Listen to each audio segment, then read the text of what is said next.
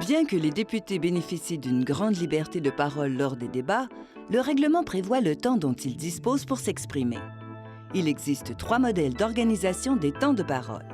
La règle générale prévoit que les temps de parole sont établis sur une base individuelle. Puisque chaque député dispose d'un temps de parole précis, la durée globale du débat n'est pas connue d'avance. Elle dépend donc du nombre de députés qui désirent intervenir.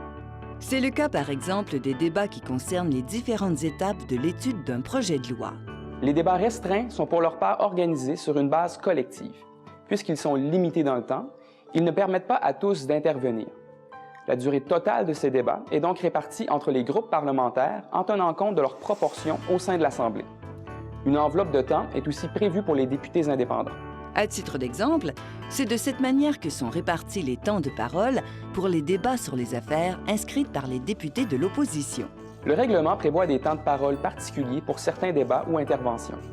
En fait, dans ces cas, le règlement en limite considérablement la durée et désigne précisément ceux qui pourront intervenir.